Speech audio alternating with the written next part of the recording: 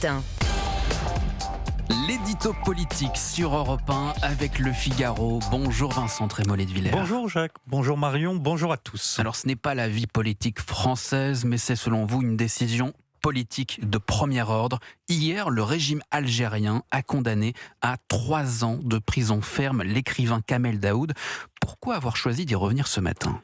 Parce que cette condamnation est beaucoup plus importante que nos péripéties politiciennes et que pourtant tout le monde se tait.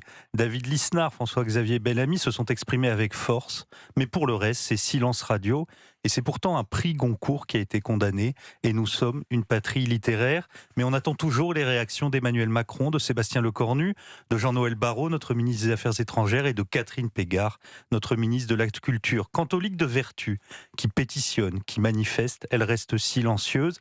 Dire que depuis des semaines on nous bassine pour nous expliquer que la relation s'aplanit avec Alger, que le problème c'était Bruno Retailleau, que les diplomates ont enfin repris la main. Christophe Glaise est toujours en prison et dans une sorte d'agression extraterritoriale, le régime algérien veut maintenant décider qui est autorisé à écrire et qui ne l'est pas. Mais pour quel motif Kamel Daoud a-t-il donc été condamné ? Parce qu'il a écrit un roman, Houri, roman publié chez Gallimard qui a eu le prix Goncourt en 2024. Ce livre n'a été ni édité ni diffusé en Algérie. Il s'agit donc pour la justice algérienne de condamner la création littéraire française. Ce qu'on reproche à ce texte, c'est qu'il évoque la guerre civile et pour le régime d'Alger, il n'y a qu'une guerre, c'est la guerre de libération contre la France. La guerre civile algérienne, c'est pourtant 10 ans d'affrontements, 200 000 morts selon les estimations, mais le coupable, s'étonne Kamel Daoud, c'est l'écrivain qui en parle. Alors il s'agit aussi, on l'a bien compris, de mettre en accusation la France. Elle n'est pas seulement coupable d'avoir publié et célébré le talent de Daoud, mais aussi de lui avoir donné la nationalité française. Il faut prendre la mesure, Jacques, de ce que vit Kamel Daoud depuis que le régime de M. Tebboune le poursuit de sa vindicte. Il ne peut plus se rendre dans son pays, où il a laissé sa maison, ses attachements, ses livres, ses vêtements, tout ce qui fait nos existences quotidiennes.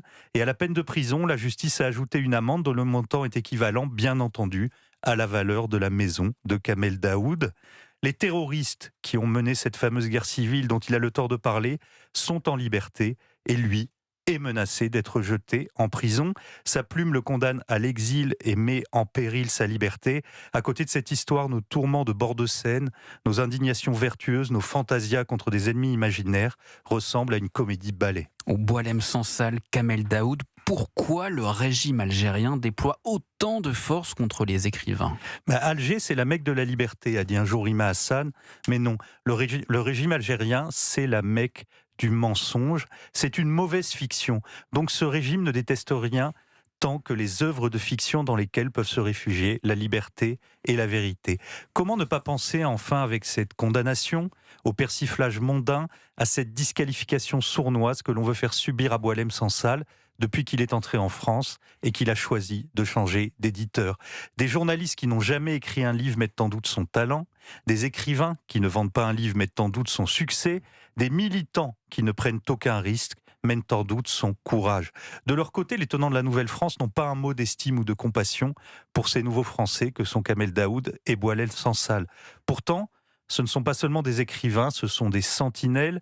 Ils nous devancent pour nous annoncer ce qu'est un pays privé de liberté et soumis à la loi intraitable du mensonge. Kamel Daoud n'est pas un politique, c'est un artiste, c'est un écrivain, mais il n'a plus le droit à l'inactualité dont parlait Camus.